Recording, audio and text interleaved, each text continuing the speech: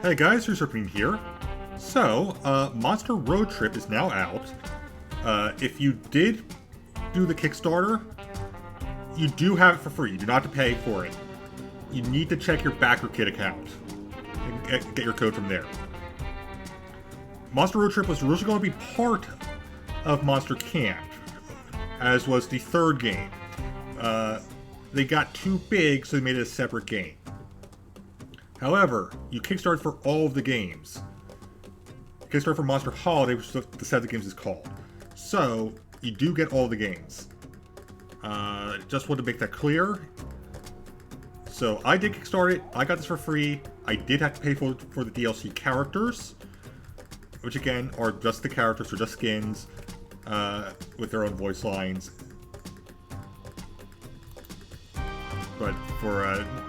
But that's all you have to pay for at the moment if you did the Kickstarter.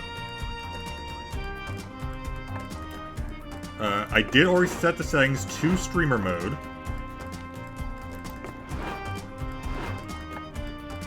I have not taken a look at customization yet.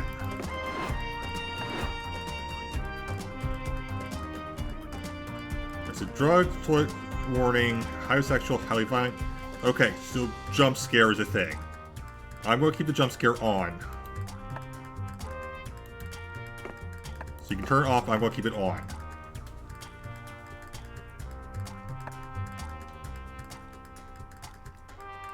Again, no warning for any of this. Just so you are aware.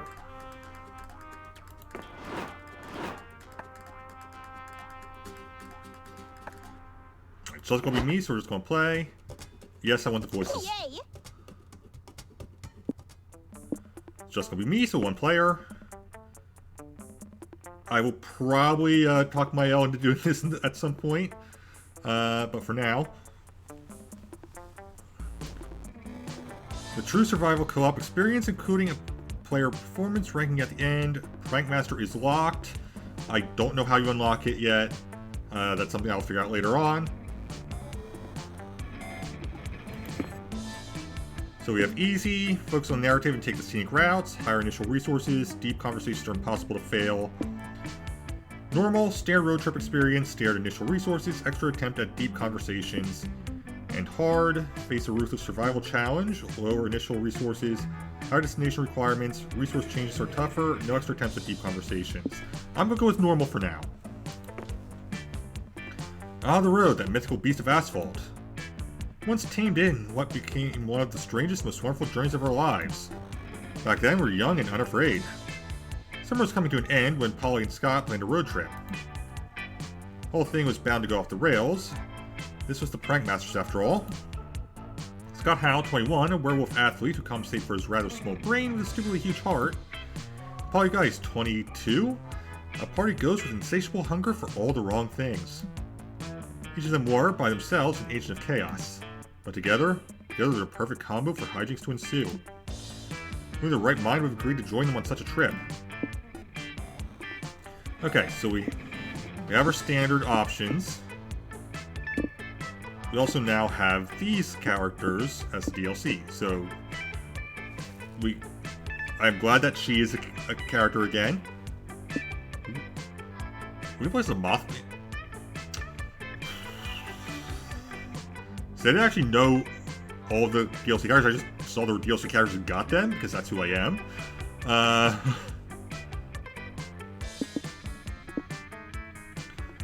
So Juan and Zoe, I don't know you.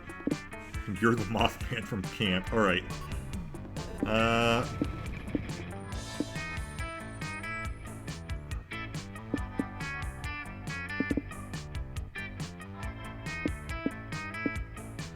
I've got to pick the Mothman. Oh, you're not the Mothman from camp. Okay, you are a different character.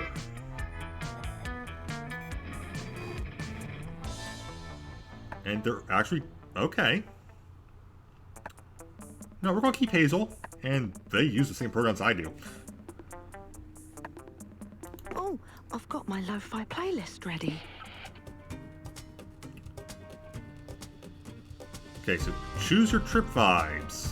I'm going to assume this is what affects our starting stuff. Desert Vibes, Tropical Rave,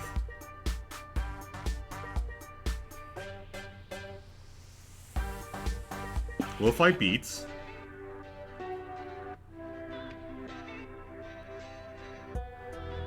or Surf Rock.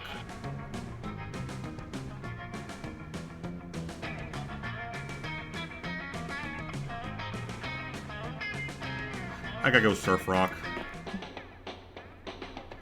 Was road trip a dangerous idea? Yes.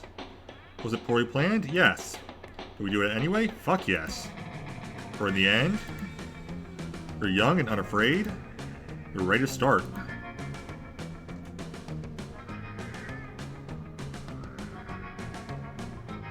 Hands on the wheel, eyes on the road. Okay, maybe it's not how the resources work. So we have 10 in everything at the moment. So our options for week 1 are Doom's Diner or the Troll gas station.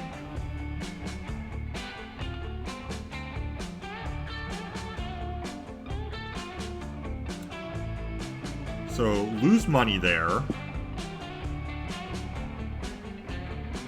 No downsides are shown here. I'm gonna go to Doom's Diner. You ever wonder whose car this is, Polly? I thought you knew, Scott.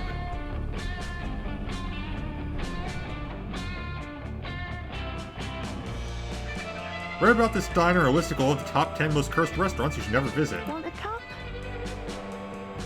Obviously, you took it as a challenge. Seriously, after all the dark magic you messed with over the years, you think you can handle a diner? So you're here, what do? Polly, I have a question. Oh good, they are going to get the tutorial again, because I do need this. Polly, I've been meaning to ask you, how do you road trip? It's okay, Scott. What should I be asking, Scott? Let me explain. All of us will share 60 essential resources, and we need to manage them wisely to keep this trip afloat. So you need to be careful, because the choice we make during the trip can affect these resources. If one that depletes completely, we can kiss this road trip goodbye. I get it, so our goal is to avoid running out of any resource and keep road tripping forever? No, the goal is to reach one of the 6 destinations every road trip leads to. This travel guide explains how each destination requires us to hoard a different resource. Check the guide whenever you want. Click on the destination tab to the right, or press E on the keyboard, or left bumper on the controller. Okay, so money, soul, mind, magic, stamina, and hype. So that affects the different ones. Alright, so we don't know what the destinations are yet.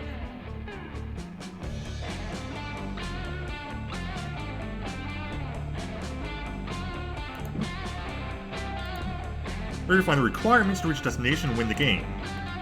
Enough exposition narrator voice in our heads. We get it. Keep our resources far above 0 and hoard enough of one resource to reach a destination. Let's go. What to do? Use the jukebox, order something, or look for a booth. Right, so guess which resource you'll lose. You'll always gain hype. Always gain stamina. Always gain mind. Jukebox. You enter the diner and approach the jukebox to play some tunes. But before you can pick a song, your eerie waiter shows up to ruin your good time. I wouldn't touch that if I were you. What? You were us when you were us. I never noticed. It's okay, Scott. Shh, Scott, it's okay. Gerard, stop confusing Scott with your past conditional tenses and be of service here. They're obviously not you, because unlike you, we're cool and fun and sexy, which means we're going to play some music. Think you're better than me? Ha! Cool, fun, sexy is nothing on stressed, depressed, and hot and sickly Victorian child way. Besides, I'm trying to do you a favor. The reason you shouldn't use the jukebox is because it's cursed. The only cursing here is this picture I found of a squirrel that ate a whole melon. Nice. How does a squirrel manage to fit a whole melon in his body, Gerard?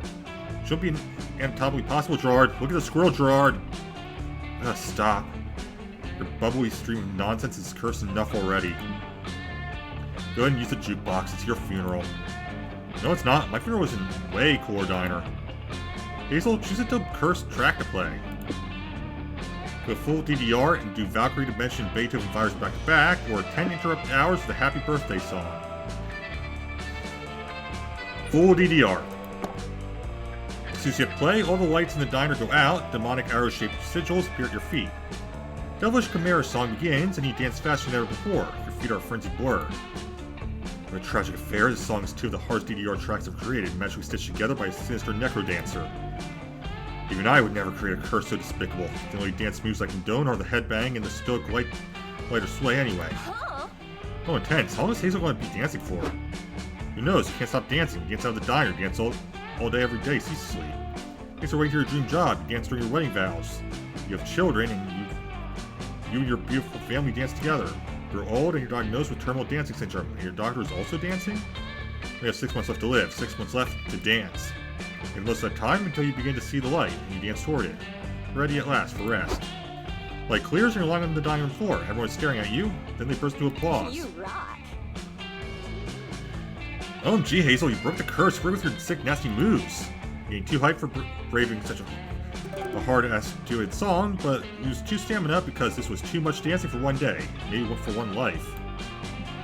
Driving is so relaxing.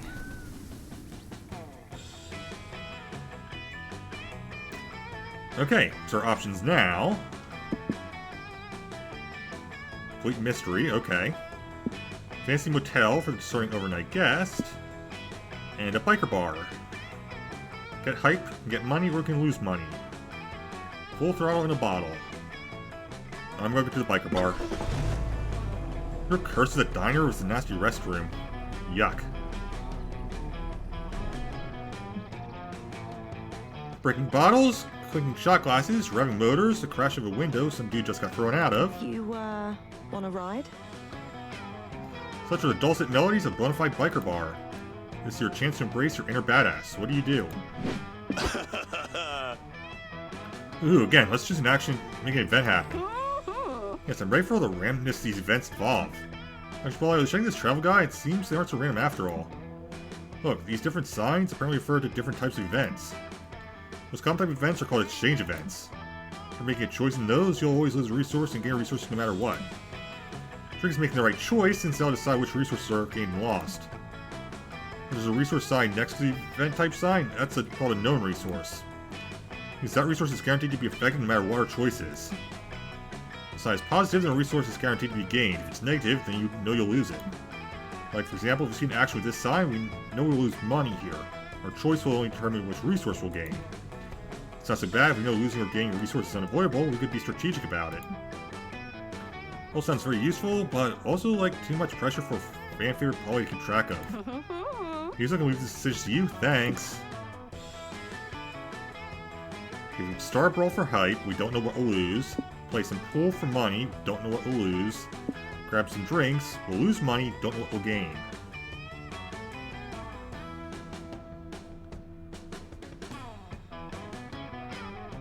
Well, I'm already on hype, so let's just get more hype. Sit at the bar next to two patrons arm wrestling. One of them wins, and the other breaks the stool over his head. They tie each other to the ground. Yes! Yeah, fight, fight, fight! Watch those two balls of muscle roll around on the floor. Must we always resort to violence? I mean, you actually do resort to violence a lot, but you're not feeling it today. You're in more of a holier-than-thou pacifist mood right now. Instead of throwing punches, you decide to put on your super cool badass face. It's more than enough to convince people not to mess with you. Huh? Hazel, what's up with your face? Are you in pain? Are you trying to hold in a fart? No, I know that face. That's a fighting face. Hazel wants to throw down. Nice. Hey everyone, Hazel wants to fight. God damn it, Polly. Yeah, fight. It's like sports without boundaries. Have you your cheerleader, Hazel? Score! Give me a B-I-K-E-R. Hazel's gonna break your arms. Hey, remember how you decided violence wasn't the answer? Well, it turns out peer pressure is always the answer, so you're fighting someone. There's gotta be at least one person in this bar who's asking you to kick. Who do you challenge? Barry Bob, the buff badass magician, or Nick Nagzaz, your worst nightmare, who happens to be made out of nightmares. We're losing stamina again, aren't we? Actually, you're probably mind.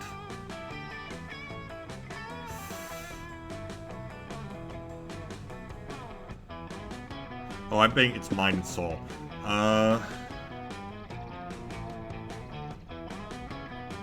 We'll go for the nightmare guy.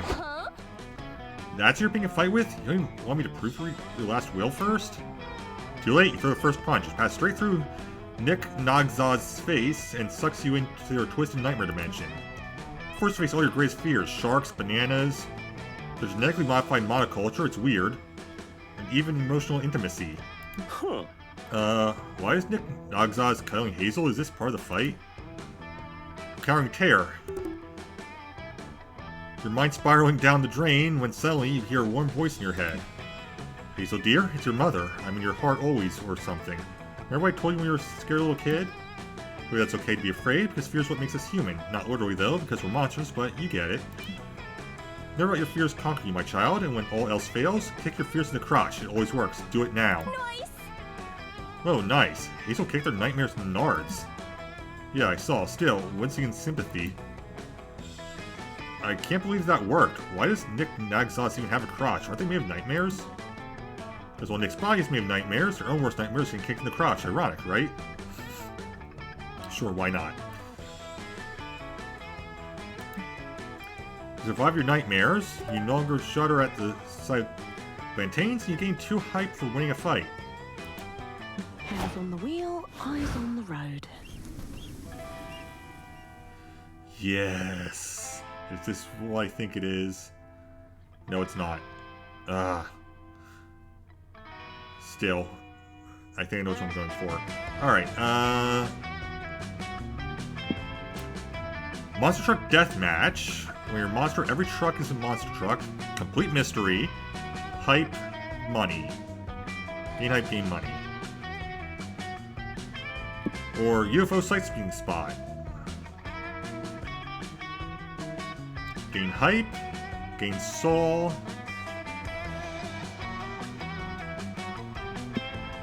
Lose soul, I'm guessing? It's hype either way.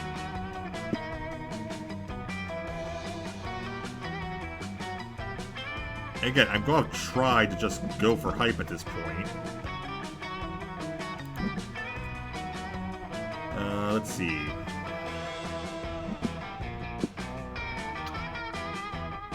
I want to believe. Why is the road so uneventful? What? Why is the car stopped? Huh? I'm getting dizzy watching our roosters go up and down. Yeah, man, is it even possible to know we're losing a game beforehand? Dang, we're doomed. Put something on the radio. We may fuck up this road trip, but at least we'll fuck it up while having some fun. Okay. Welcome to our humble radio show, where our guests give narratively convenient road trip tips. Today we have road trip survivors Cormac S. Thompson and Hunter McCarthy. Guys, what can you share with our audience?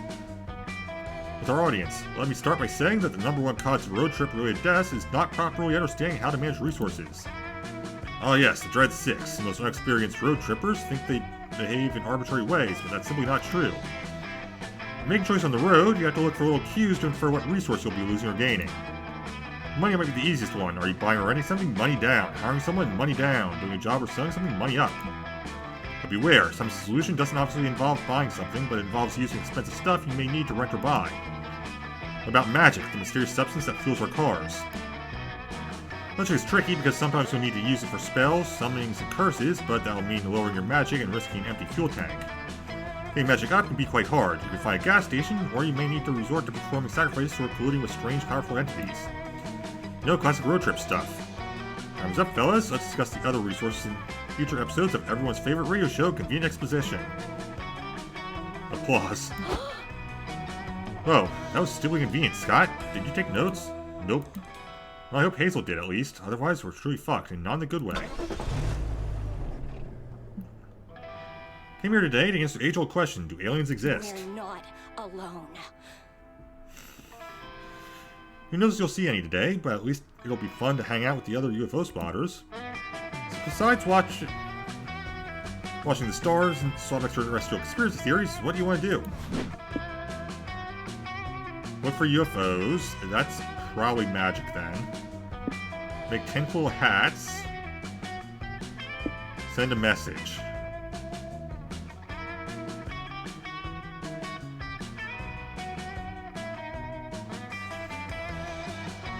I'm curious. Send a message. See if I can see any UFOs, Sally. Wait, that's not fog and smoke. You follow it back with source to try and kill and undo. What's up, guys? Want to help us send a message to some aliens? I'll send a message to whoever you want if I can bum a hit off that pipe. What do you want the message to say? I don't know yet. Whatever it is, it's gotta be really important, you know? Like something profound and deep and interesting all at once. Something like a smart man knows a tomato is a fruit, and a wise man knows not to put a tomato in fruit salad. Oh shit, that is wise. Huh. If you guys want to send the aliens a message and get one back, maybe instead of being a philosophical, the message should be really eye-catching. Yeah, something like these stoners send a message to aliens and you'll never believe what happened next. But what happens next? That's for us to decide, bro. It all depends on the message. Fuck, you're blowing my mind right now. The future is ours to shape. You guys obviously know what you're doing. Hazel, got any ideas for an attention-grabbing message to send to the aliens? Are you still doing crop circles? These tutorials will teach you more artistic ways to deface Earth's dumb, non-gaseous surface. Subscribe now. Or 8 cool Earthlings you must abduct at least once in your life. Number 6 will shock you. That one. Like it, but I'm not sure if I know that many objectively cool people. That's okay, you're so hip and cool that you can easily name a few other cool people. Cool Josh for starters. There's also Rad Richard from school, your pin pal Badass Brenda. Homeless man on your block who does kickflips off of parking meters. Love that guy. He bummed a joint off me once and taught me the meaning of life. It means the quality that distinguishes a vital and functional being from a dead body. Whoa, deep. Well, sounds good, but by my calculations, we're still 4, 3, 17, carry 2. Lots of people short. Obviously, the rest of the list is going to be taken up by Kale, Abdu, and your road tripping crew. You're the coolest friends around. Aw, Hazel, you corny little shit. Okay, I'm down. We need a cool name for ourselves to make the aliens buy it, though. Maybe the cool friends are objectively very cool? That's perfect. Man, those aliens gotta be stupid not want to meet us. You guys are the coolest friends I've ever had. No alien responded to your message, but you still need 2 hype from the power of friendship. Okay, that actually worked out how I wanted it to. Whatever you do is 2 solve and employing clickbait tactics to get your message across. Fair. Driving is so relaxing.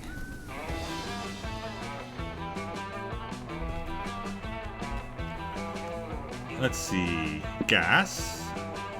Unknown. Gain magic. Lose money. Cheap motel. Completely unknowns.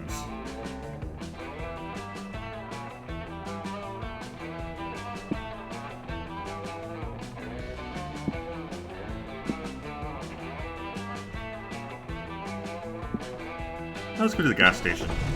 69 bottles of beer on the wall. And I'm gonna drink them all. I don't know what you think is a gas station, but honestly this could be a space station for all you know. Got the ice.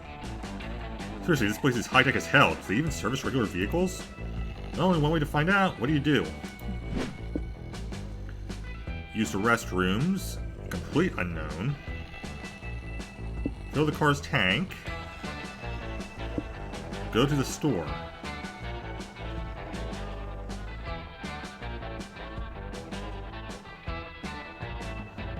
I'm gonna guess we'd lose hype in the restroom.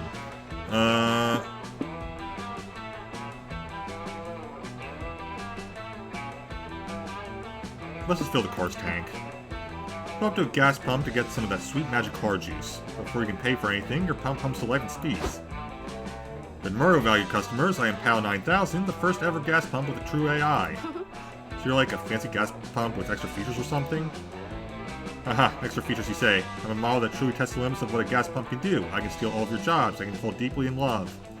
It's even designed to experience the very organic predicament of being lactose intolerant. Science truly knows no limits. Huh. Why would you want a gas pump to do that, though? I don't get it. Am I being dumb, Polly? Not this time, Boo. Listen, I think we'll settle for just getting some...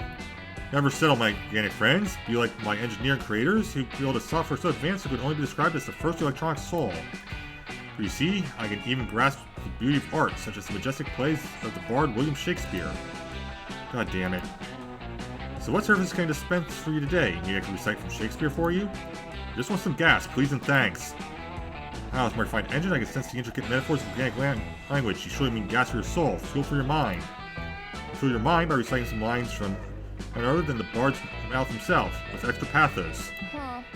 We aren't getting the gas, are we? Not sure if you can fool the most advanced and annoying AI in the field of gas pumps, but you gotta try. Produce Shakespeare's lesser-known play, Fast and Furious the 14th, and then give the gas pump the lead part, the one with the gas pump that pumps a car full of gas, or trick the gas pump into eating ice cream so its lactose intolerance will make it want to release gas.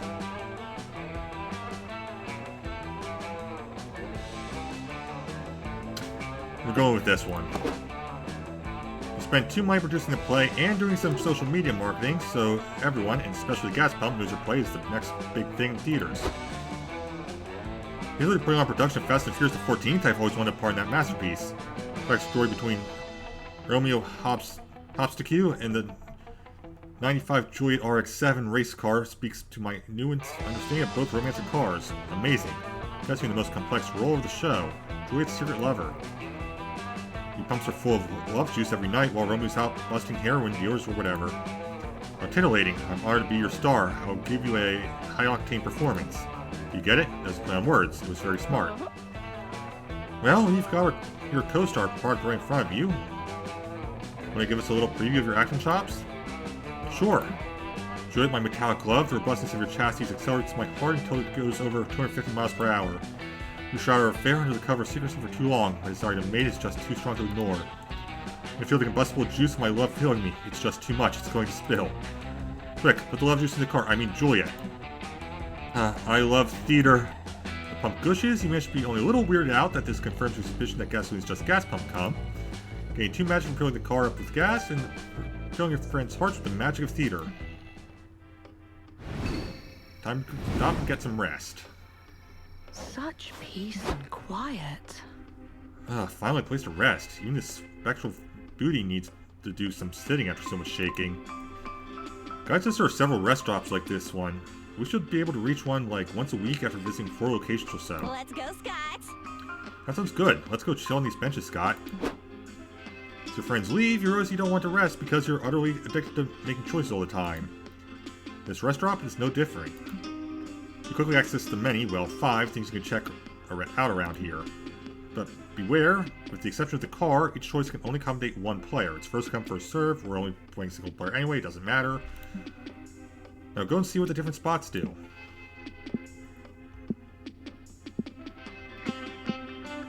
Alright, so noodle stand. I can hear the crickets. Come to the bartering stand, where you can barter with little trinkets and manage your resources a bit. Each trinket is tied to a resource. Lose a resource tied to the trinket you give away, and gain a resource tied to the trinket you take. Also, Noodle is here, but I don't know if that's a good thing. Don't look me in the eye! Come to Noodle Swap Shop, where friends get a discount and costs pay double. You're neither of those things, so let's settle for a regular price, yeah? Okay, so Scott Snacks, How to Road Trip, the book, gas canister, postcard from your mom.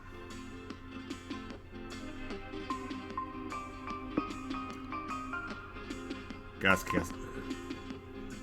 Okay. Gas canister would probably be magic. Mind control lessons. Forbidden fruit condoms. Do improve multiplication table. Ashes of a man whose dying wish was to be given to a random road tripper.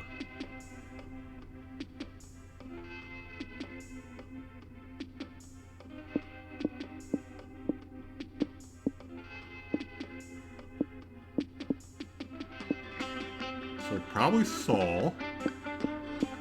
Mind.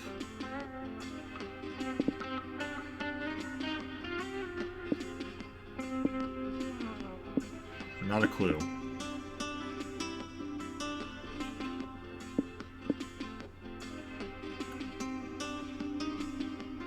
We're at the condom. I can smell danger!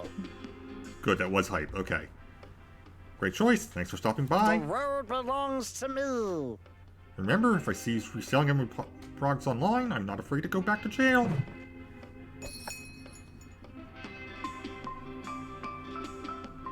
So, in the actual road trip game, in multiplayer, you'd be able to compete as to which you want to go for. Again, since we're already on hype anyway, I'm going to go for hype.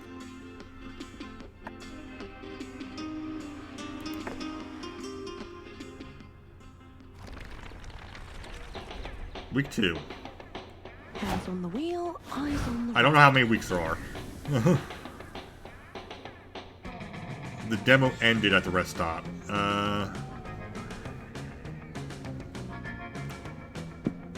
Simon Soups. Gain stamina and 2 unknowns.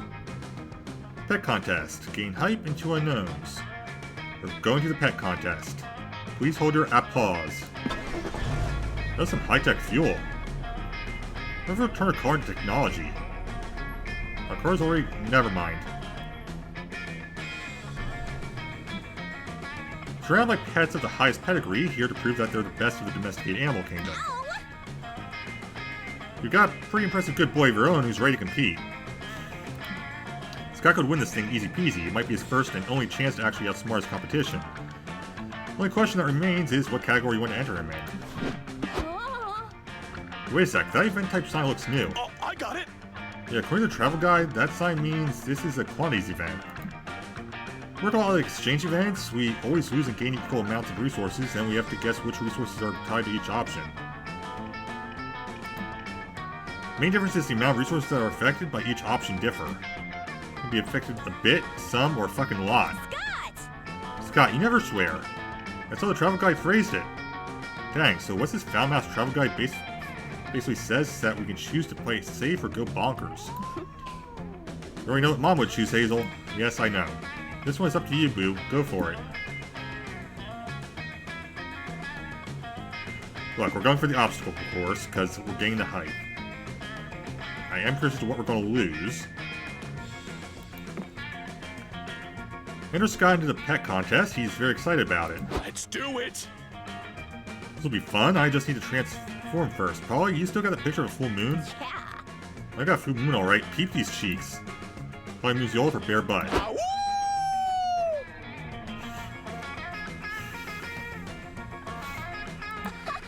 Well, that really worked? I was just messing around. Magic rules of this world make no sense, huh? Woof, woof, woof. Wolf Scott is ready to dominate competition. Ooh, Wolf Scott need to eat. I don't think any other competitors is part of the deal, buddy. For these flyers, there are actually several different obstacle courses we can choose to compete in. These obstacle courses will engage your pet's muscles and agility. Wolf Scott have muscles. And with wits, great charisma, bureaucratic expertise, and ironclad moral code, and full understanding of life and death. Coach is involved in this somehow, isn't he? Are those other muscles? Never mind. Dang, there's gotta be at least one obstacle course here we can win. If not, at least one will be very entertaining to lose. Hazel, which obstacle course should we enter? Charlotte course, your pet will be thrown into impossible moral conundrums. The social climbing course. Overcome social obstacles to be accepted in high society. Or the permit course. Be ready to get stressed from jumping through several bureaucratic hoops. Okay, so this is going to affect which one we lose.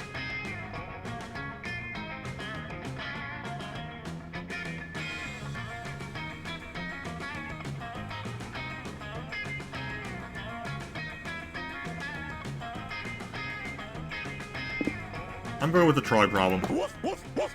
Okay, trolley's not fun. Wolf's got like cars and trains. What go wrong? Smash got E3 screaming in pure stress while the trolley barrels down the track towards several defenseless people. What do, Polly? Pull lever? See, I don't know. There's no easy answer. That's why this is a moral conundrum. You can change courses and hit one guy, saving 5 people, but consciously killing one, or you can do nothing, let 5 people die due to your inaction. So, Scott, do you believe inaction equals culpability? Do you believe saving 5 lives or sparing one? Choose something, Scott. Kill one guy or kill 5 guys. So, Scott, not so good with numbers. 5 is more than 1, right? Afterwards, Scott back to his normal self, and you all reflecting your choices after losing 2 souls from manslaughter. That was rough, but the trolley problem was still exciting in some adrenaline-pumping, stress-inducing way, so at least we get 2 hype. I guess, but bro, ethics are hard. How are the other pets doing? Check the obstacle course to see an orange cat is competing next. It's riding the trolley and choose to run over the 5 people. Then the cat reverses the trolley to go back and hit the remaining person on the other tracks. Cats, am I right? That sounds accurate. So relaxing.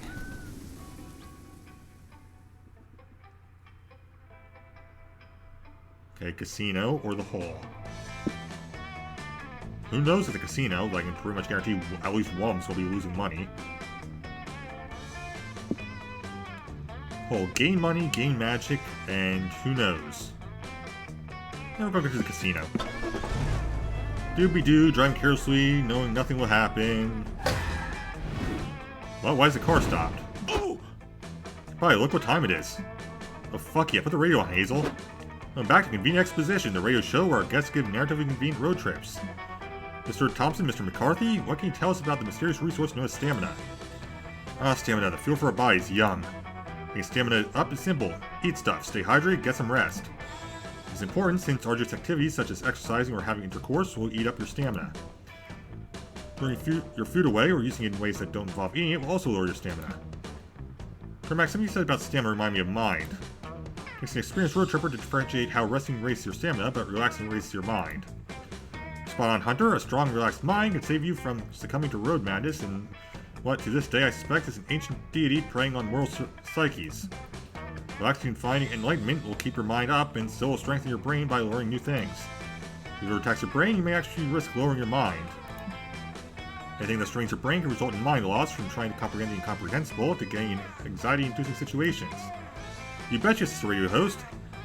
Even thinking a lot for too long, like myself, is very edifying rumination, which is why we'll stop this episode right here. From Marcus Thompson and Hunter McCarthy, everyone. Applause. Thompson McCarthy, am I right? No, I have no idea what you mean by that, Scott. Me neither, Polly. Me neither. Flashing lights, rolling dice, people sobbing as their life's fortunes are gambled away. Give me the money. No doubt about it, you're at a casino. Gambling is risky and reckless, but so is going on a road trip with Polly and Scott, so whatever. Question is, now that you're here, what will you play? Roulette, the Forbidden Games, Poker.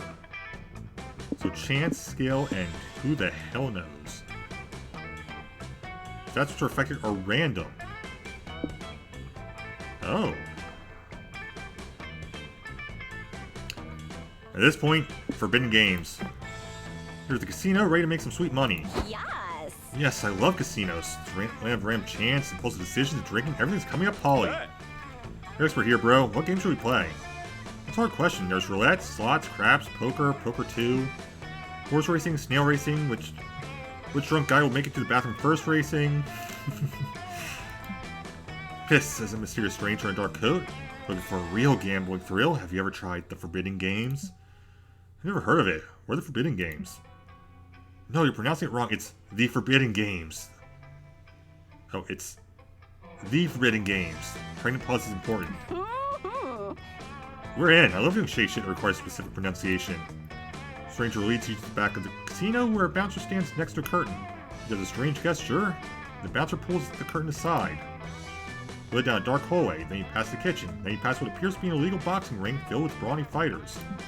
Then you pass a room filled with people in cages. They're all sobbing. Never make a deal with a small green creature with tentacles. There's another kitchen, then another dark hallway, another illegal boxing ring. But it's in a kitchen and the boxers are wearing chef hats. Here we are, Sister Stranger at the final room. Welcome to the Forbidden Games. Wow, this place is really dim, dusty, and smells like bad decisions. Awesome! The Forbidden Games room is filled with tables around which sketchy, scarred-up people sit, playing inscrutable card games and flashing knives. Doesn't seem safe, but it was a long walk to get here, and you need a breather before you go back, so you might as well pick something to play. The extremely strange table where they play a game that seems to be riddled with obscure rules and little sense. So Mind. The Lenny gambling table where people gamble obscene amounts of money on all kinds of things around this random dude Lenny's life without him even knowing, so Saul. This one. The game is apparently called Feral Hamster Blitzkrieg, and you have no idea what you're doing.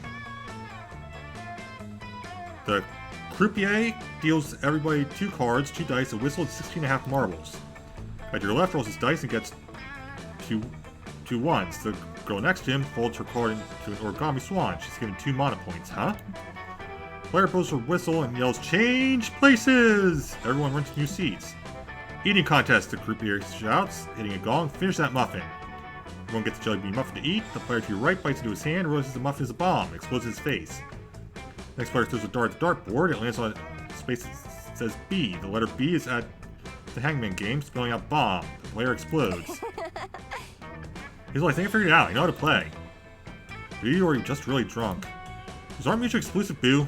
Invoke your Get Out of the Game 3 card and tag Scott in. What? Why me? Nice. So you're the only one who can legally play the Lycanthropy Kamikaze Gambit. Trust me on this. Sure, fine. Anything to avoid getting hurt by a surprise bomb. You play your Get Out card and let Scott take your seat. Okay, Scott, take all the red jelly beans out of the muffin, then feed them to the feral hamster. If it doesn't eat your finger off, you win. What? Okay, wait, which jelly beans are red? I can't remember the difference between red and other colors. Right. Werewolf, colorblind. While he helps him, Scott feeds the hamster, and by keeping all his fingers, you win the game. For some reason, you gain 2 money. Oh, this seat is comfy. And lost nothing?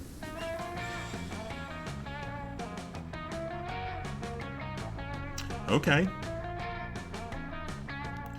Weird landmark. Lose money, lose soul, unknown. The heart and soul of the desert. Boo! Caves. Gain money, gain soul, and random. Someone said spelunking, be sure to bring your spelunk crown.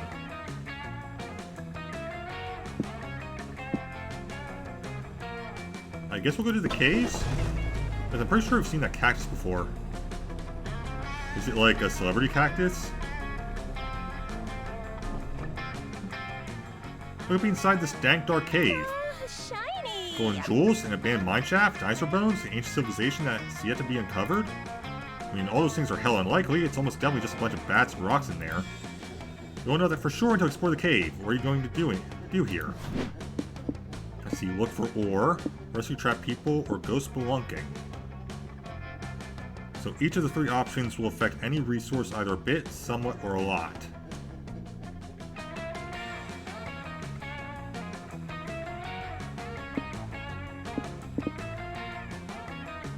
We're gonna go spelunking.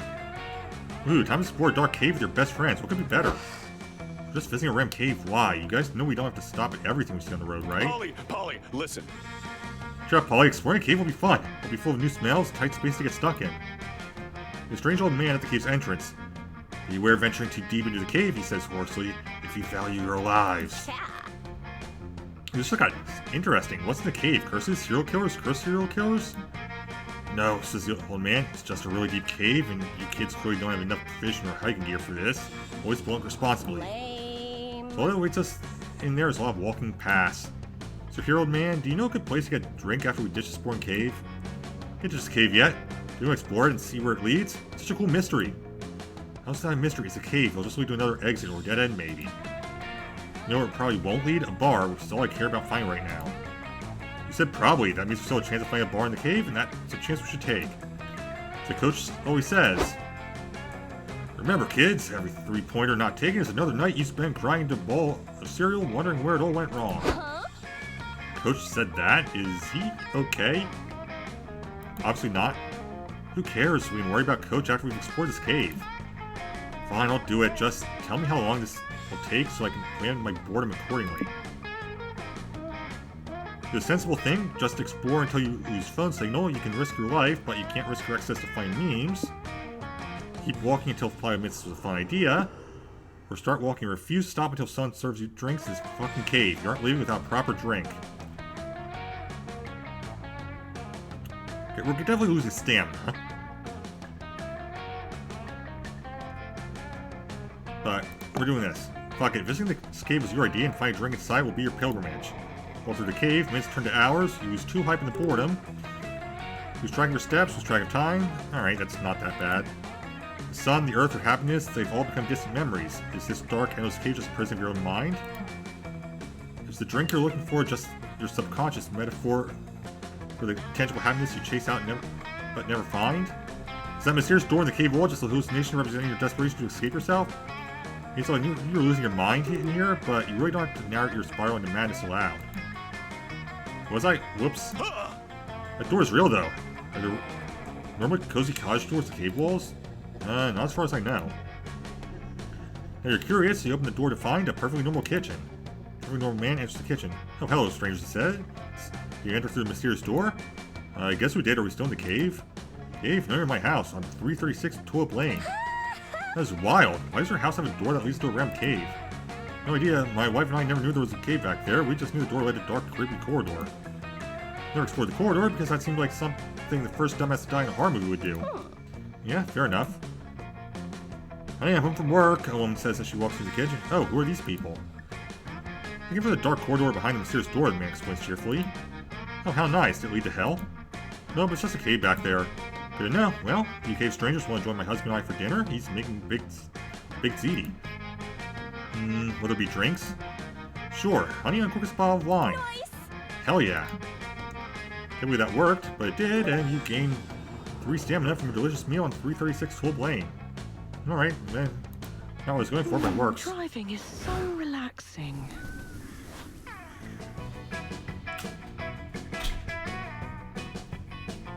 We have the Dynast. Guaranteed to gain soul. Or mystery. Ready to relax.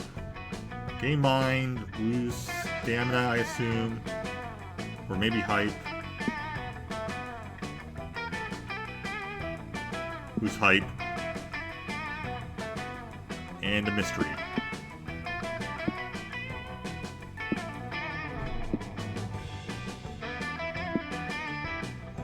We're gonna go to the spa.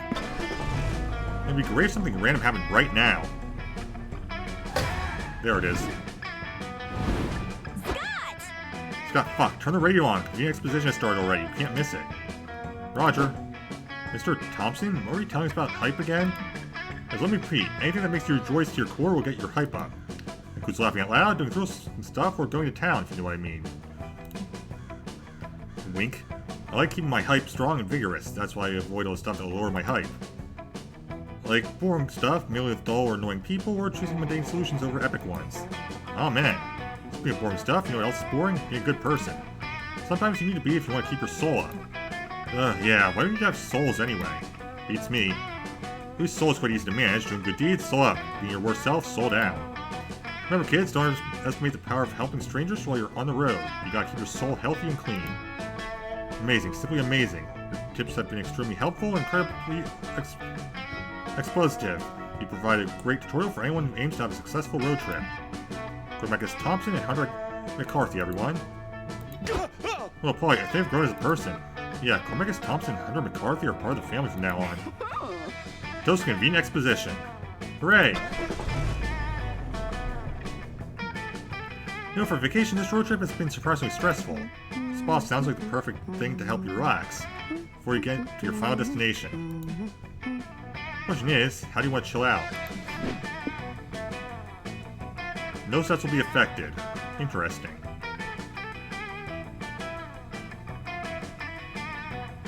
Hot springs, yoga classes, or digital detox.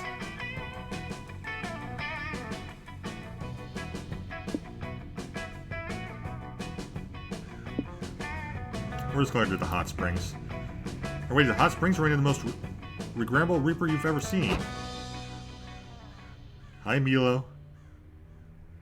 And if you're just tuning into the live stream now, you'll see that I'm about to have an adorable meet cute with my friends. Say hi, chat. Milo signing off.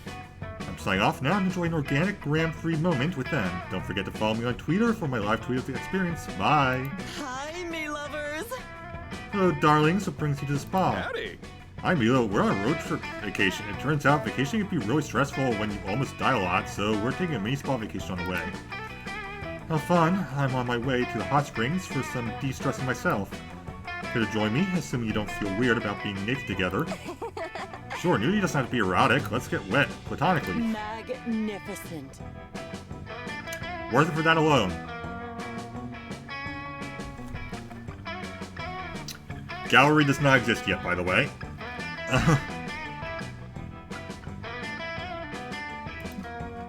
Thursday was such a busy work day. How so? A group of friends made a bet to see who could stick their head inside a tiger's mouth for 1 whole minute. Spoiler alert, no one could. Classic. Classic, that's how I died. We know how you died, that's not it. Are they okay, though? No, Scott, I'm a Reaper. They're, let's just say, not okay. Aww. Aww. Well, I hope they get better soon. Subject change. Yeah, sure. So, Scott, how's the sports been lately? Like, has the sports people scored many points? They've scored so many. Huh, that's great news. The sports people always scoring points, such rascals. Hashtag blessed. Ah, this is so nice. Fuck yeah. Bros. Hey, have you bros ever wondered if it's smart to split your passion between two things? What do you mean? I have this friend, his name is Scott. Oh, I got it. Scott. But like with 3 T's, okay? Okay. Scott has 2 things he really likes.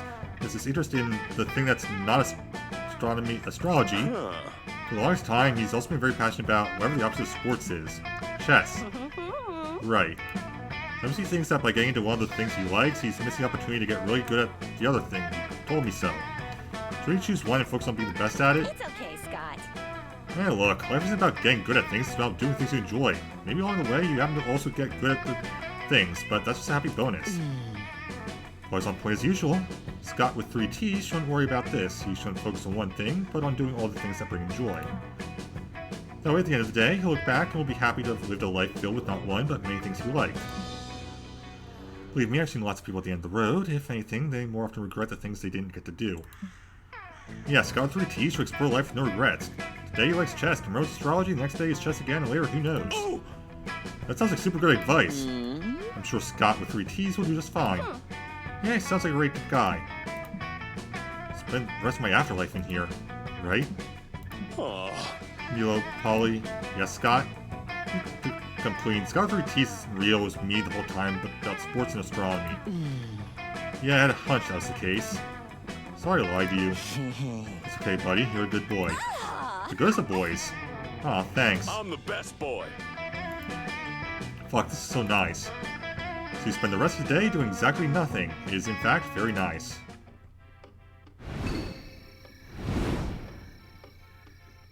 Such peace and quiet.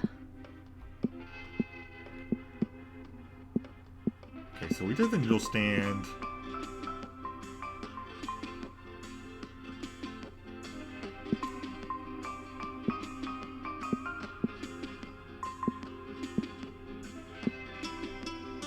What's bus? Bus stop. Later that night. Let's find somewhere cozy. This is the bus stop. You either check for hitchhikers to pick up or have a conversation with the one that's already riding with you. Conversations are a chill narrative treat with no choice to be made. If you hold enough conversations with the same hitchhiker, you might score a date ending.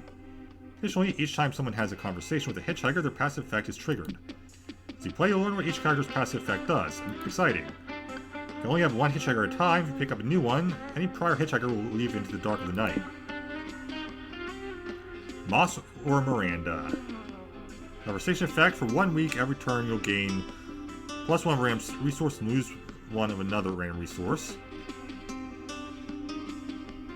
Conversation effect: for 1 week, every turn you'll lose 1 stamina and you'll gain 1 stamina and lose 1 mind. That's the loss of 4 mind versus the loss of random.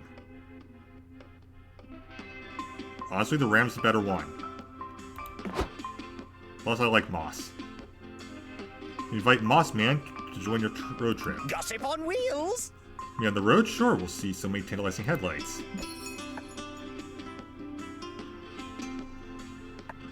Alright.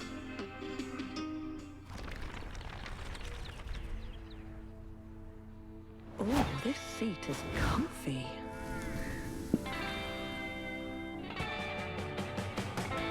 Join capitalism's finest at the business summit, or Secluded Village, Monster Kind's last bastion of hope, or so they think. We're heading here. But who was phone? Whoa, Moss, that story sure was creepy.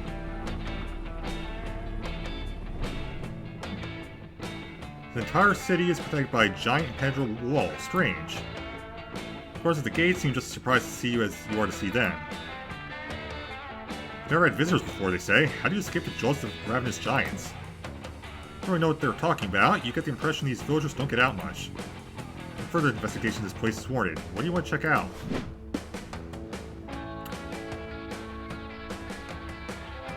I really want to know what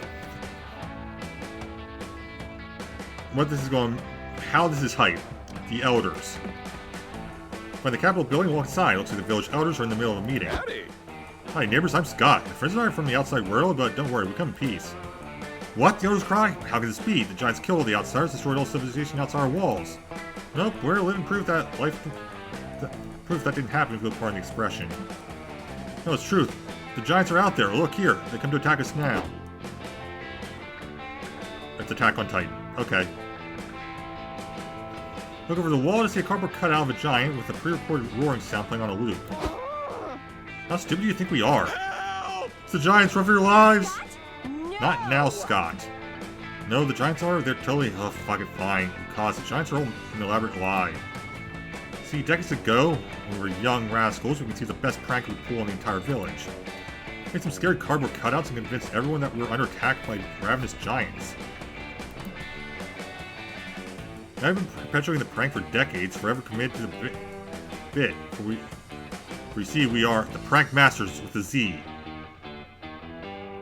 But those two are the prank masters with a Z. What? What? But we're the prank masters with a Z. You are? How did you outsiders take up the prank master's mantle? We did up because prank's gas, duh. Not thinking about Polly, didn't we get the idea for the name Prank Masters when we found those old papers full of cool prank ideas? Oh yeah, I forgot all about that, but I was pretty drunk at the time and also now. It's about the Prank Master Scrolls, says the elders. And them too, many years ago. It's the latest of the Prank Masters. Now, today our research the Prank Masters brought together by total chaotic coincidence. Nice. What this means, right? We need to combine our Prank Masters chatters and brainstorm a new core prank to put on the village. Prank Masters for life! You're right. This would be the most important prank we ever pulled. What should we do? See, the giants have been defeated. They've been turned into cardboard by God, who's this ball of lettuce. Fly by lettuce, God's will, or become cardboard, so lose soul. Tell everyone time has changed forever, and it's now 1 hour ahead for no good reason, and this will keep happening at least twice a year, and we all must get used to it.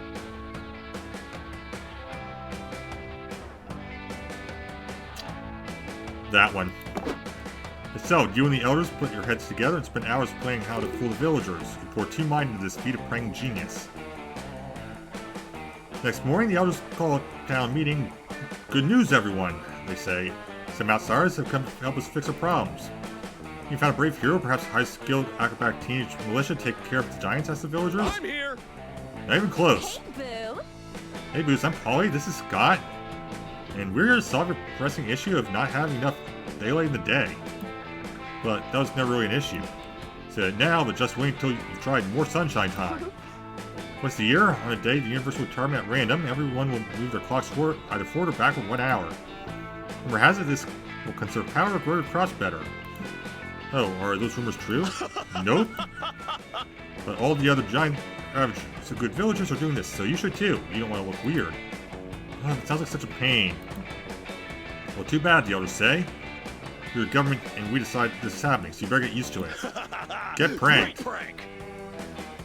Crush it, you, Polly, Scott, and the other prank masters. High five, getting too hyped from a great prank. God, stupid daylight savings time. Hands on the wheel, eyes on the road.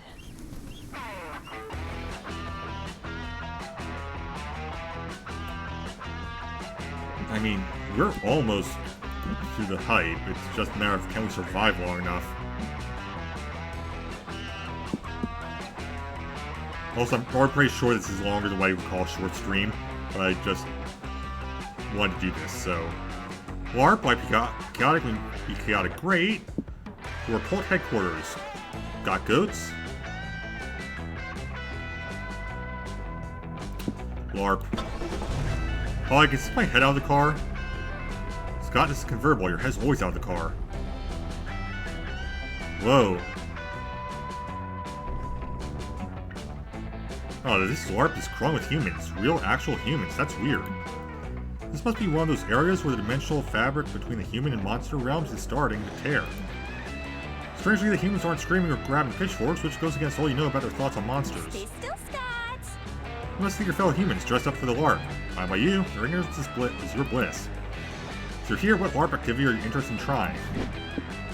PvP, GM, NPC. Huh. PvP's probably lose stamina. Don't know what we'll gain in any of these.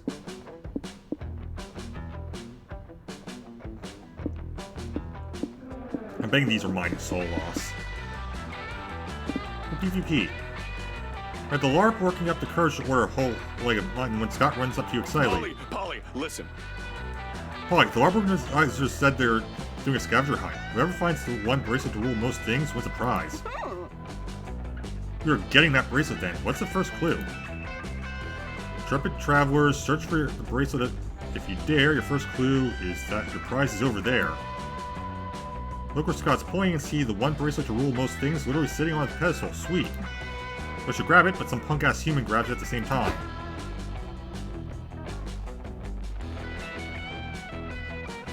It's too late, villains. We found the bracelet first. I invoke your honor to give us our prize fair and square. Okay, well, I invoke Fire's Keepers, Loose, or Weepers. We'll celebrate the bracelet first, so back the fuck up. If you won't stand down, we'll sell this the old-fashioned way, with violence. We have to use violence? Could I try making a seduction check instead? Sorry, but I don't want to fight a bunch of humans. I could hurt you. Your skulls are so fragile. It's true you're calling human. Obviously a vampire. You got razor sharp fangs and aloof anti-heroic aura. Yeah, but when your razor sharp fangs are obviously plastic replicas from Party Town, it kinda takes the oomph out of it. No more talking. Combat has begun. We've chosen our champions. Who will be yours? The sassy alchemist or the buff ent? Who knows? We don't make decisions. Ask Hazel. Polly the potion maker, the showstopper, the breathtaker, the harbinger of chaos. Or Scott the good boy. He has good intentions and apples, maybe? Polly. It's Polly time! Yes, it's Polly time, bitch! I might as well surrender now. Here comes Bill. It's totally weak against my vampire powers. Wait, which ones are the vampire powers again? You know the shit Liam does? Being purple, turning to a hot dog stand, annoying people, etc.? What, have you even read the core rulebook? Vampires turn bats, not hot dog stands. This skin isn't purple, it's sexually pale, like moonlight glittering on the back of a dying swan. Well, you've clearly got the being annoying part down. Attack my children. Vampire throws some rubber bats at Polly. She faces out where she was standing and appears behind him. Loser! Nice try, Count Dorkula. How do you do that? You're just over there. I don't know, ghost powers? You have ghost powers, you're an alchemist, having 2 classes against the LARP rules. I know, but I sort of drank all my potions while you're being annoying, so ghost powers it is. Such a cheater, I'm telling the GM. Good one, Polly. Good job, bro, you made retreat. Yeah. Yep, like for me, being annoying is ghost power too. Getting too hype, witnessing Polly's face at work, but you lost 2 magic. Lost 2 magic to use to brew her potions. Potions.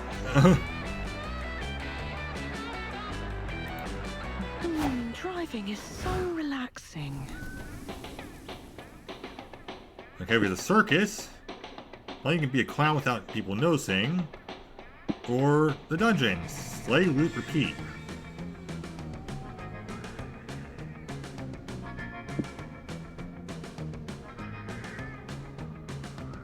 Gain money, lose magic, unknown. Unknown, gain soul, gain mind. At this point, I feel better just having it as extra. Best road trip ever! Yeah, this road trip totally lives up to the hype.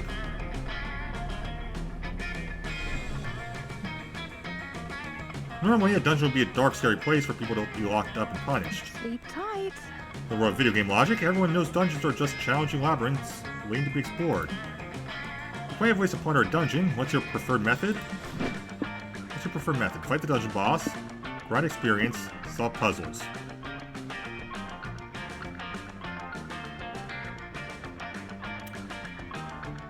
I'm gonna regret this, but fight the dungeon boss. 9 levels exploring the dungeon, fighting slimes, and solving puzzles later. You find a heavy iron door led to the final boss. Open the door, readying yourself for a fight. Inside you see a single skeleton sitting in an armchair doing a book of Sudokus. What? Where's the boss? Are you the boss? The guy looks up at you over his spectacles and says, "Actually, I'm the landlord." Nice! Oh, get to fight a landlord? That's kind of cathartic. Can't recommend fighting me. My special moves are call the cops and sue for assault and battery. Aw. Seriously, but didn't hack and slash your way through those 99 other floors to knock some dude's ass? That's a fight you want, you're in luck. There are actually 2 final bosses that you can choose from. Due to the recession, where rental prices have gotten pretty steep, so this dungeon has been converted to a timeshare. I'll be happy to schedule a beatdown with either one of my tenants for you. Who do you want to fight? The Manifel, the edgy fallen angel who draws powers from their very complicated fashion choices and convoluted backstory. Or Harry Dungeon Middle Manager. Harry Dungeon Middle Manager. Level 69, nice.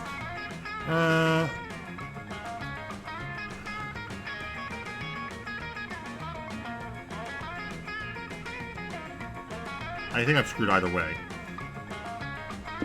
The Manifil. Manifil arrives with swell black metal music and wood leather smell. Tower, filthy sinners, your damnation is sealed. I'm going to force you into submission and there won't be a safe word. Okay, but why? What's your motivation for being such an edgy antagonist? Shh. I was once a servant of heaven as devout as the rest until I became seduced by the power of the 666 Chaos Keys. The 666 Chaos Keys. My mother, the Archdemon Plathol, created the keys using drops of my fetal blood when I was raised in a holy laboratory to become the perfect weapon. If your mom was a demon, shouldn't you be a demon too, or at least half demon? Actually, if you were raised in a lab, how do you have a mom at all? Don't interrupt me. Anyway, I've become obsessed with using the Chaos Keys to unlock the dimension doors, which have been sealed for centuries. Once unlocked, they would free Plathol and bring her power to its zenith, and she and I will rule this land of filthy sinners. No wait, how can your mom be locked behind 666 separate doors, and how'd she access the lab to make you at all if she's in prison? Oh, shut up, you sound just like the angels of heaven right before they threw me out for spotting on my confusing backstory 24/7. I don't get it. I have a question. Why do you wear so many belts, bro? They're not holding up pants or anything, so are they kind of pointless? The beautiful leather belts are the entire point. Their edginess gives you power. You wouldn't understand. But you get your power from your belts? What happens if you cut them off? Grab a pair of scissors to find out means that the Manifel loses all their powers and dies. Sweet. Lost two mind trying to understand that clusterfuck of the backstory, but getting too hype and learning the Minifel's badass aesthetic. Hands on the wheel, eyes on the road. Alright.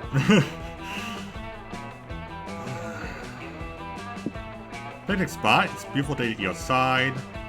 Unknown and gain stamina. Planetarium is out of this world.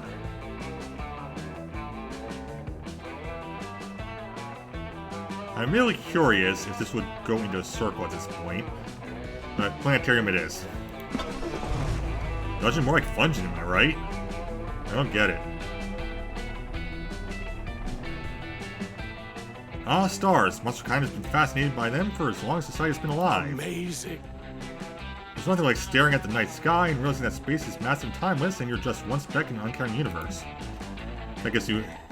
Anyway, again, I don't know how to pronounce that. Don't worry, there's plenty to do at the planetarium besides contemplate your own insignificance. For example, you could identify constellations, attend the comet shower, watch the laser show. The laser show is definitely hype. The question is, what do we lose? We only need one hype, so... You, Scott, and Polly are sitting in your seats waiting for the laser show to start when suddenly a man appears before you in a cloud of magic and cheap rum smell. Hey, bro. Hey bro, who are you? I like the weird unsettling stains all over your wizard robes. Hey kids, the stranger says, I'm Joe the Laser, the wizard who runs the laser show. Oh cool, I remember you. You guys have met before? Yep, I was leaving the club and ran into Joe the Laser. He taught me how to shuffle to Party Rock Anthem by the 2010s hit band LMFAO with lasers. It's an educational experience I'll never forget. Oh, that's good to hear, because I completely forgot that happened, Joe the Laser says, but since we're old shuffle buddies, you gotta help me. One of my laser show routines getting old. The laser shows aren't really hip anymore. Could one of you with it young youths help me spice up the show? I can try. Let's see. If I wanted to do the perfect laser show, I would use lasers. Good call, but I still need a big wow factor. How about you just come up and run the lights with me? That's super fun. Paul, you want to help us run the laser show?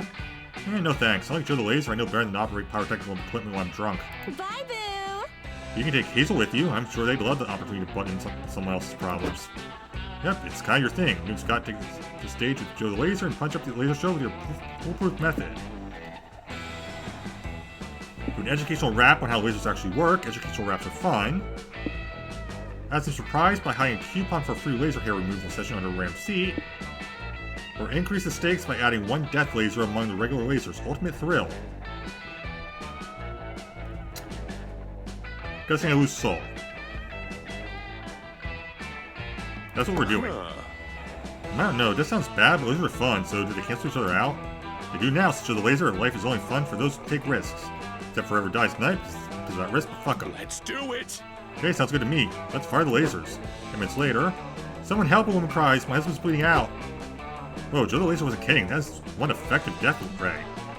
We're all just standing around, the woman screams. Somebody call an ambulance now. Hey, it's called death ray for a reason. The whole point is that kills you immediately. It's okay, Sharon, the husband cautionarily stroking his wife's cheek. Truthfully, it was a very cool laser show, wasn't it? Oh, Edward, Sharon sighs. It was. It really, truly was. Don't call an ambulance. I don't want interrupt the dope laser show. It'd be super uncool. Edward, no! What's that noise? Someone screaming heartbroken horror out in the crowd? Party time! No, it's laser time, motherfuckers. So it is. You gain 4 hype from your high-stakes laser show, but you lose 2 magic and 2 soul for using Joe the Laser's magic to endanger lives. Oh well. Surprisingly okay outcome.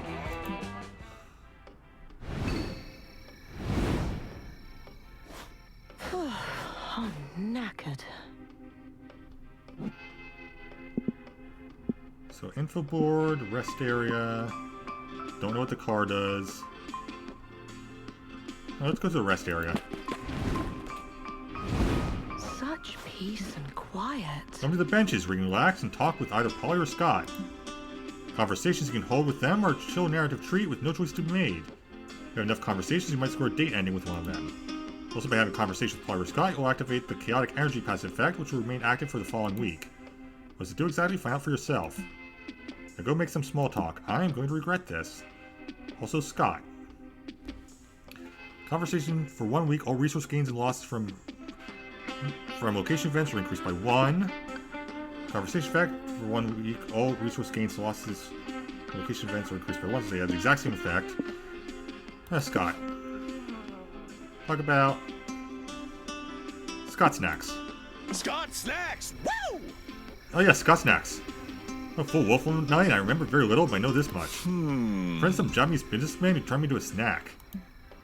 Offered me a royalty to use my likeness. Since I have no idea what royalty or likeness is, I asked them for a lifetime supply of Scott Snacks instead. They said yes. Nice. Oh, sweet. Hey! If you ask me, I think I won a negotiation. I feel a bit bad for that, so I still sometimes buy some Scott Snacks with my money too, so I can support them. Bro! They're my bros after all. You know, for a time I thought that the whole thing was like a rite of passage. Like, everyone eventually goes from boy to snack and eventually man. Turns out this is not true. Yeah? Yeah, that checks out. Oh, I got it! But I still came up with what the snacks some of my friends would be. Can I hear some of them? Certainly. Yes, please. Miranda snacks are made of fancy stuff like caviar and truffles. They are a privilege to eat. For your snacks, coffee-flavored buns filled with snake poison. Strong outside and even stronger inside. Polly snacks, they're one of Polly's favorite snacks, that flower-looking stuff she calls nose candy. So good, it's downright addictive. What do you think? Those are very good and on point. Game helped me come up with those funny slogans. It's very clever. One day, you and I could brainstorm what Hazel snacks might be. What do you think? Brilliant idea. I'd love that, honestly. Hooray! Sit around a bit more in silence, stargazing. You think to yourself that in the end, Scott definitely managed to go from boy to snack. Chaotic energy. Wherever the pragmatists go, hijinks ensue. Can you handle the consequences of their mess? Next week, all resource gains and losses from events are increased by 1. Wait, there's something else. Destination has been fulfilled.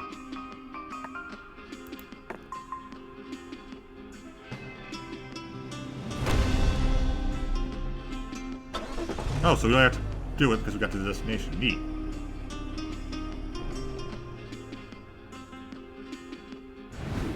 The road trip comes to an end. Knife-land, the land of fun and knives. You ride all the rides, twice. They're awesome and just deadly in equal parts. There's a murder mansion with actual murder. It's tab cam. It's not 1 but 2 free falls. There's a pit full of spikes and a guillotine free fall, which will let you keep a severed head as a silly memento. There's also the blender, the pendulum, and a volcano. You're still unsure if the volcano was supposed to be a ride, or if it was just a random volcano that happens to be there. So much fun! You managed to survive, which is a big plus. Knife-land forever! And that wasn't all. Congrats, you've reached a destination. There's more to it. Every player gets an individual ending. You could end up being a lame loser, just okay, or the MVP. Multiplayer mode, the results will be determined based on how much you each contribute to the resource needed to reach the destination. Single player mode is determined by your overall resource spread. Okay, I'm curious to see what this ends up being. So it's the date ending, which has its own requirements. Did not get that. Laying up a lame loser will override the date ending. No dates allowed for lame losers. Anyway, let's judge you.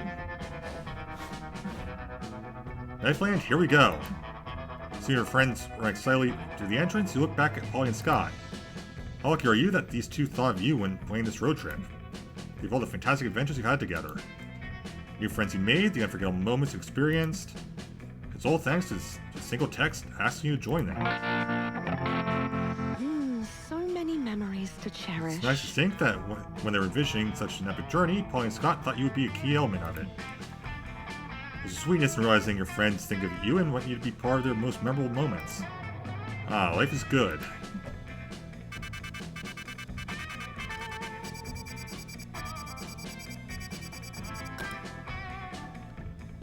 So not a good ending. I'm curious to what the good endings are. 1 new destination layer, 0 new good endings, 12 new locations, 13 new events, 11 new outcomes. Obviously everything's new because this is our first time doing it.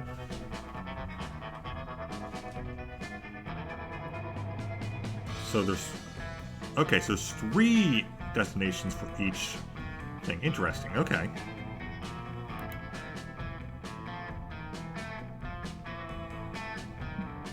Just like that, the road trip came to an end. It was full to the brim with danger, fun, and utter nonsense. It's everything we would have expected from a trip with Polly and Scott, and then some. No one survived the whole thing, but we conquered it and came out different people. It all turned out to be a pilgrimage into self-discovery, a rite of passage, a quest for growth. Just to say, a fucking good road trip. As we're heading back home, I thought about how all this was just one of the first stops, in a much bigger journey that was only just beginning.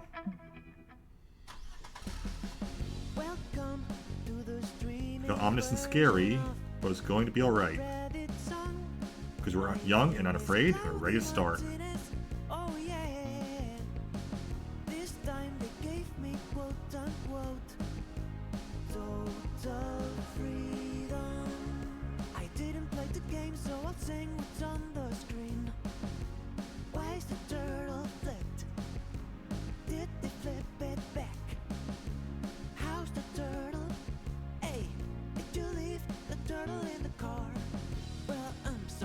Yes. The developers asked for a couple things. One is to remind you to leave a good review. So I left a reminder in the song. It's well hidden for you see. I made it fit the images seamlessly. No idea what this game is about. Looks like some sort of racing game. I only know it has hot monsters. So I will sing about what I know, like how Claudia Martinez is the best. 5 stars, 10 out of 10. I could be writing songs all day. Okay, second thing is to tell you the song is safe for streaming. No strikes, no copyright. Careless streaming day and night. Here's some of the things that don't infringe any kind of copyright. Like a lazy orange cat, but his name is Garfield. I hate Tuesdays. Or the work of artists who died centuries ago. Like Buckle Bell. See? That's fine. He's super dead. Just ran out of ideas to sing. Apple pie, cinnamon swirl, a shovel, don't ask, carrots and beets. This is just my grocery list. Please leave a good review, my love. Please leave a good review, my friend. Please leave a good review, my darling. Please leave a good review, my friend. Please leave a good review. To our fans, 5 stars, please consider leaving a good review.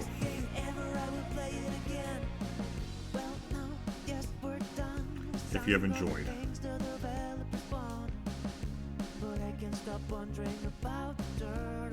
this weird little game. Helps us creators a lot. Thanks. See you in Monster Prom 4. Please leave a good review, my love.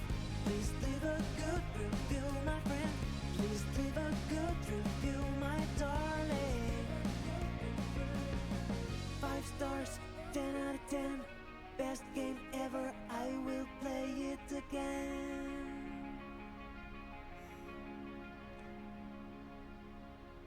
I'll have to play this non-streaming at some point just to hear the actual Red song.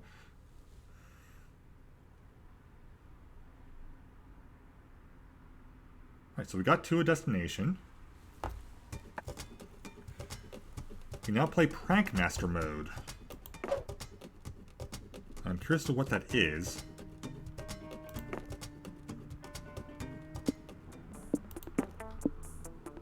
Has some cutthroat mechanics to decide who's the MVP. Beautiful Glitch declines responsibility for broken relationships. Mess with that later.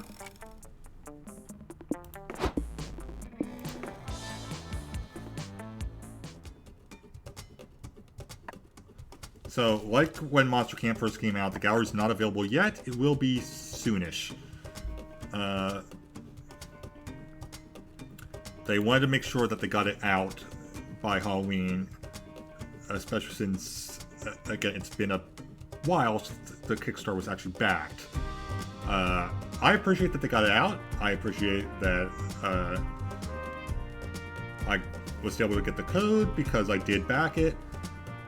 So again, if you have backed this game, check your backer kit. Check your email as well, because actually I could not find my backer kit, but I found the email from backer kit, which gave it to me. But yeah, this is a game I will definitely play more of. I will probably rope someone else into playing this with me. Again, Mael is a good chance of getting in here, I think. But for now, that is it. So, thank you guys for watching. I'll see you guys next time. Have a great time, wherever it may be. Bye, guys.